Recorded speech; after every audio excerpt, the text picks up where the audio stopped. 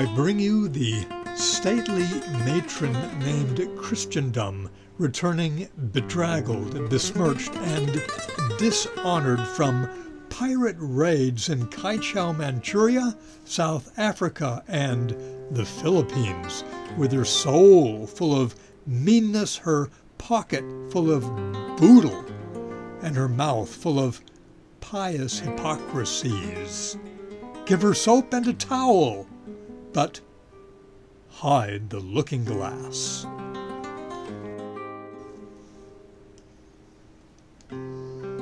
Mark Twain spoke out against America's actions in attempting to accumulate an overseas empire in the late 19th and early 20th century.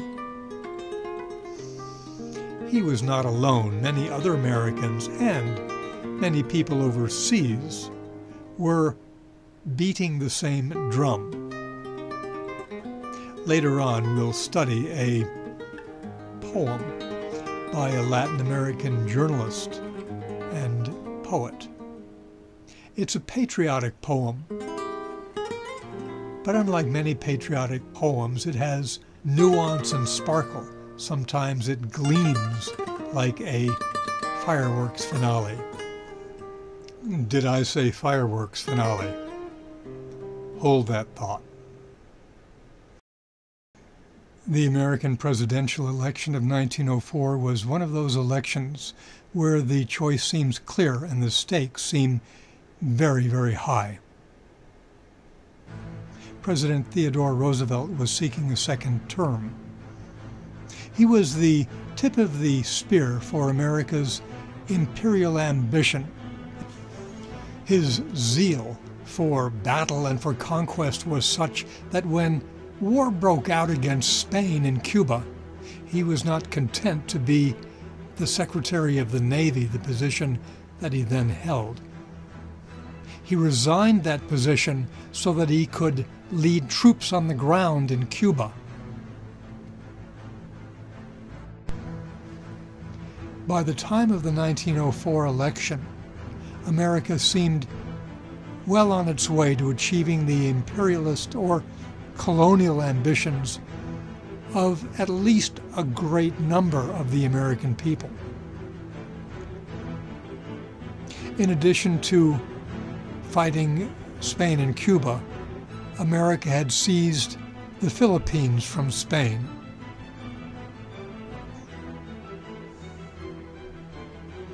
But having seized the Philippines from Spain, America then had to contend with the Filipino people who were resentful that America wanted to step into the shoes of their foreign overlord. So the American forces suppressed that rebellion. The suppression and the means taken were ruthless and brutal. Roosevelt's opposition in that election was a Democrat by the name of Judge Alton Parker. He was an anti-imperialist. He believed that if America entered the fray with European powers to accumulate colonies, it would betray its most cherished ideals. If Roosevelt won, America seemed poised to swallow Cuba, Guatemala, and Nicaragua. The election came. You've probably never heard of President Alton Parker. For obvious reasons, people all over the world were watching that presidential contest in America and waiting for the results. One of the people following that election was a Nicaraguan poet named Rubén Darío. He wrote a poem. It was addressed to President Roosevelt, but his real audience was the Nicaraguan people, his countrymen. He was preparing them for war.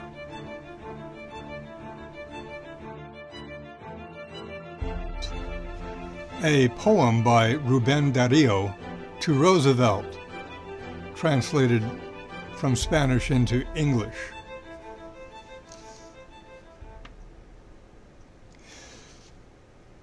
It's with the Bible's voice, or with Walt Whitman's verse, that I must get to you, O hunter.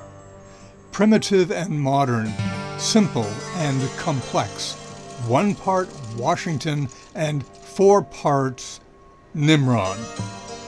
You're the United States. You're the overpowering fiancé of the naive America with native blood that yet calls on Jesus Christ and still speaks Spanish.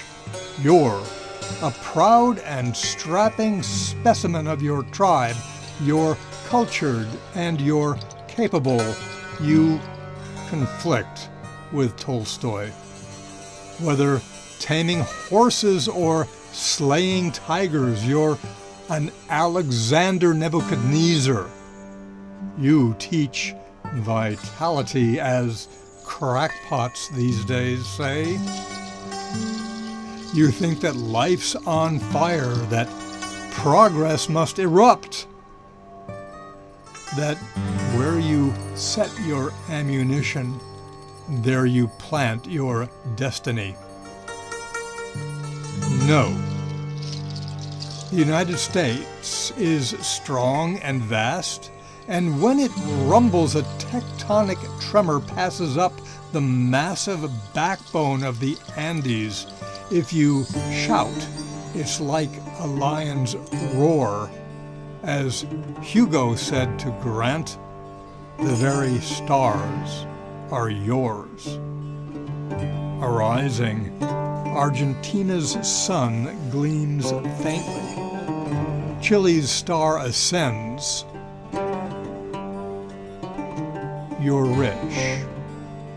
You blend the cults of Hercules and Mammon, and lighting up the way to easy conquest. Liberty lifts up her beacon in New York. But our America, that boasts poets since the age of Nezahualcóyotl, that preserves the footprints of the feet of mighty Bacchus, that once upon a time gained mastery of the ABCs of panic, that read the stars, that knew Atlantis, whose name comes down to us renowned in Plato, who from the early moments of its life lives by light, by fire, by perfume, by love. The America of mighty Montezuma, of the Inca, the America, the welcome sent to Christopher Columbus, Catholic America and Spanish America, the America in which majestic Cuauhtémoc said, "I'm not in any bed of roses." This America that quakes in tempests and lives by love.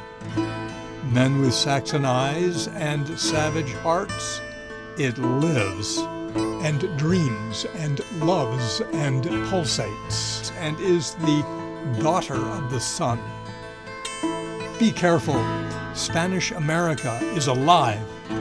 Oh, Roosevelt, it would have to come from God himself, the dreadful marksman, the mighty hunter, to empower you to take us in your iron talons. And you have all you need but one thing: God.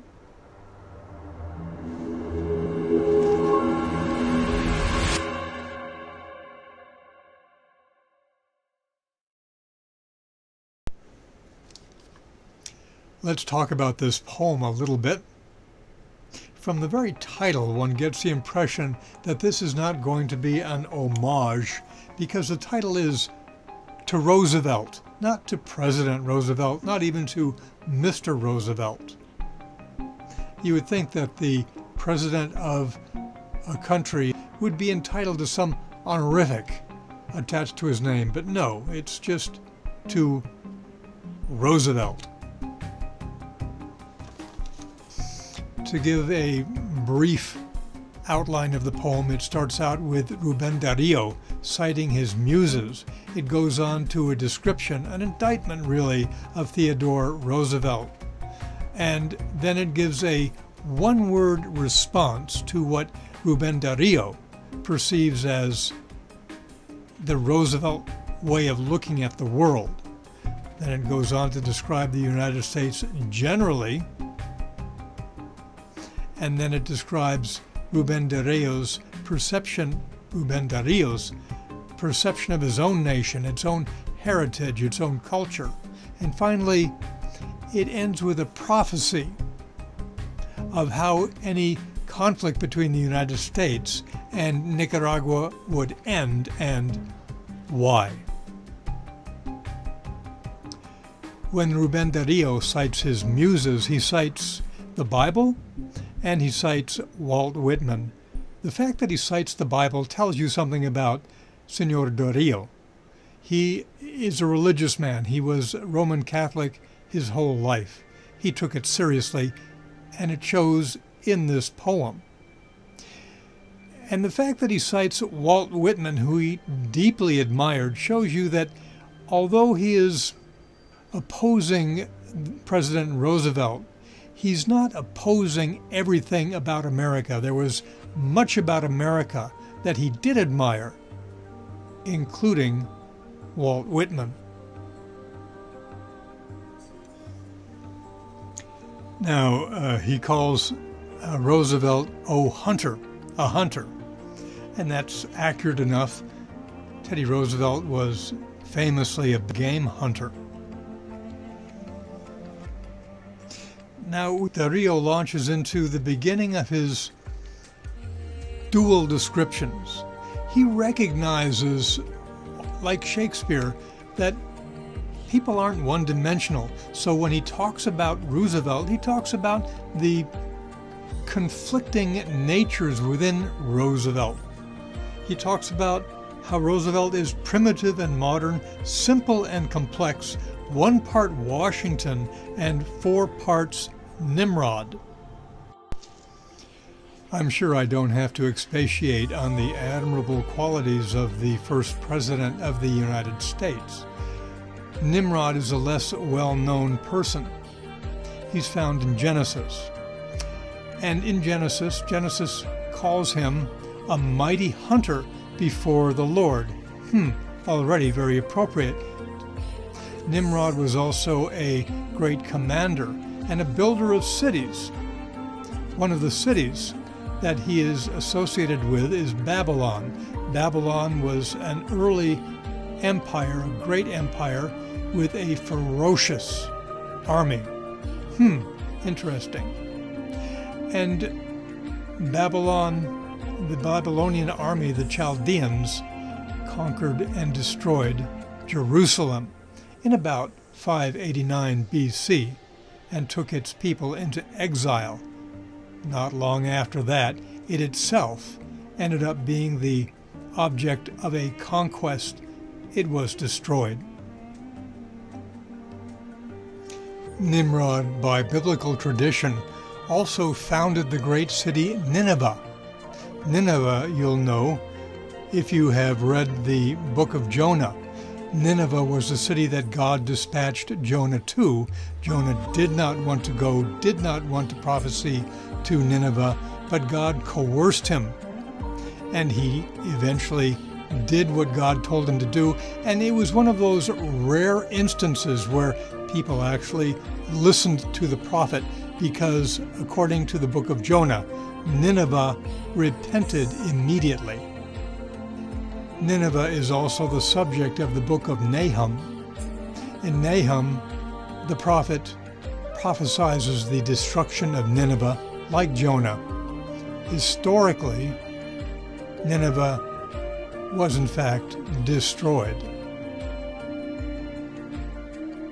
So, maybe this tells you how Rubén Darío saw himself in this poem, laying a prophecy before America, and America could go in one of two directions. Does it go in the direction of Jonah, the book of Jonah, or in the direction of the book of Nahum?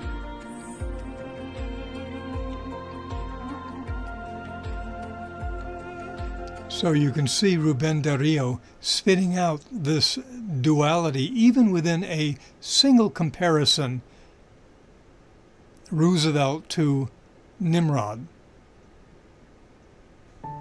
In stanzas 2, 3, and 4, Rubén Darío continues to use dualities, and they're all about describing Roosevelt.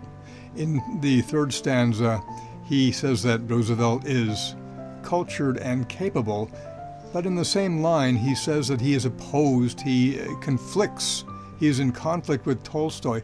Tolstoy at that time was famous for his philosophy of nonviolent resistance. He was a pacifist.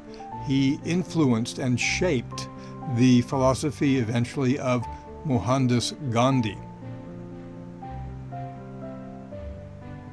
And in that same stanza, Rubén Darío compares Roosevelt to a hyphenated Alexander Nebuchadnezzar.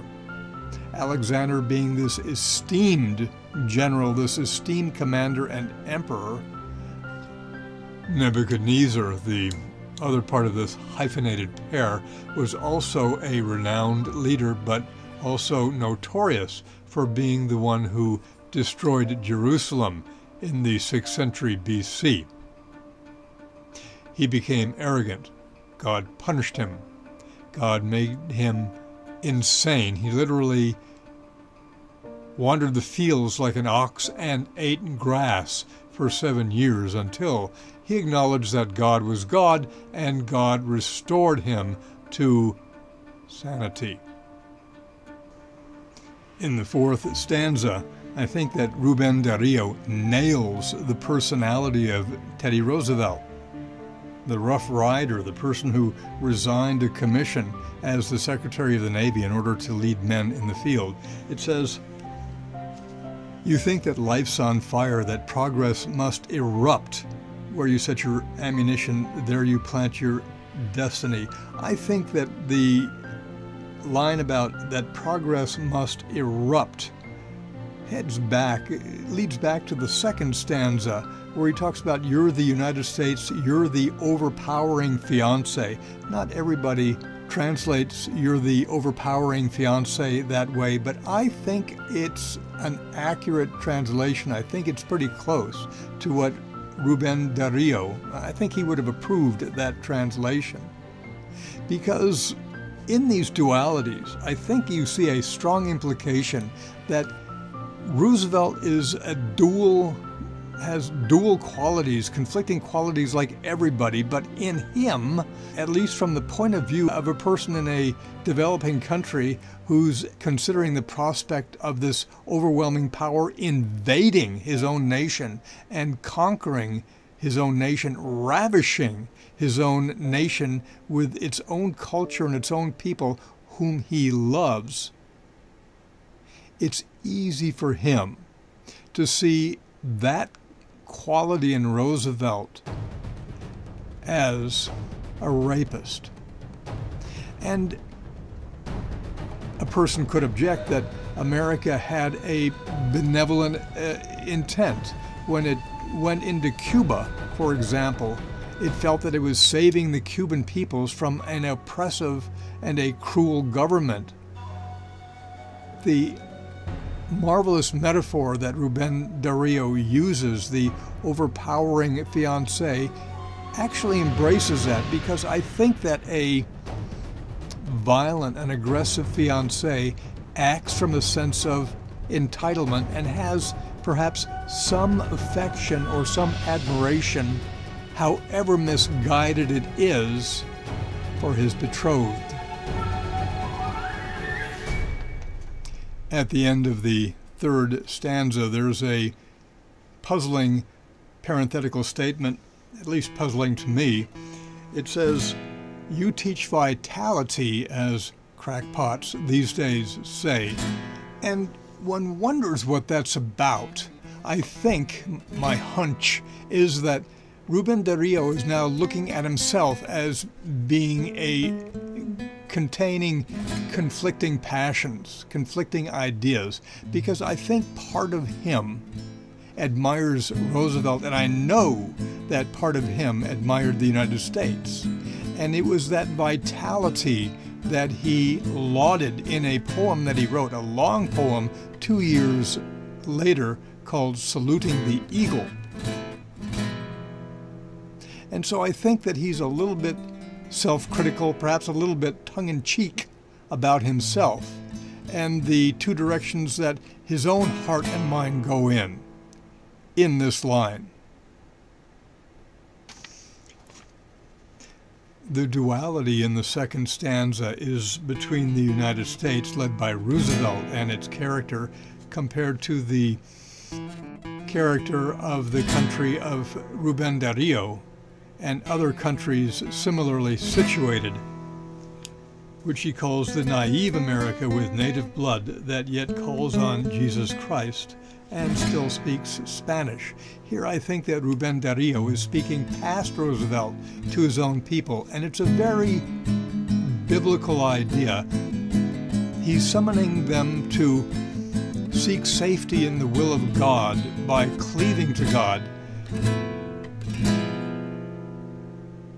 The prophet Jeremiah puts it succinctly when he says, the wise man should not trust in his wisdom, the strong man should not boast in his strength, the wealthy man should not boast in his wealth, but those who boast should boast in the Lord, that they know him, that they know that he is, that they know that he acts in the world with steadfast love, righteousness, and justice, because he delights in these things. After the fourth stanza, in which Rubén Darío nails the character of Teddy Roosevelt as a man of action, as a man of violence, he gives a one-word judgment on everything that, in his opinion, Theodore Roosevelt stands for, and that one-word judgment is no. And then, speaking past Roosevelt to the American people, in my opinion, Rubén Darío speaks of America's vast power, and he speaks about a conversation between Victor Hugo and the former president and General Ulysses S. Grant, in which Hugo says, "The stars belong to you." Then, picking up on that astral metaphor, there's a parenthetical piece here in which Rubén Darío says, "Arising, Argentina's sun gleams faintly, Chile's star ascends." What's that about? Well, I think it's about two things. Chile and Argentina are as far south as you can get from the United States in the northern hemisphere. And so if the sun is gleaming faintly, if Chile's star is rising, this tiny thing on the horizon, I think he's speaking about America's ambition under Teddy Roosevelt, under President Roosevelt, going that far to the furthest reaches of the world, short of Antarctica. And if Chile's star is only beginning to rise, if Argentina's sun gleams faintly, it's because these are far away, and before America can get to them, before they become more present, more brilliant, more shiny and attractive to America, America has other worlds to conquer. And Rubén Darío asks America a question. The question is, do you really want to become a colonial power? Do you really want to become a globe-striding colossus? And he asks the question with some brilliance. Let's say his manner of asking the question is a poetic turn of the 20th century push-pull. because by the time he finishes asking the question, the answer to anybody paying attention has to be no, or at least, if they're going to say yes, they're going to recoil a little bit and swallow hard before answering in the affirmative. Bear in mind that what Rubén Darío is saying is not different from what many Americans who are against the colonial drive that's going on in America at that time are either thinking or saying out loud. Although Rubén Darío says it in his own poetic way.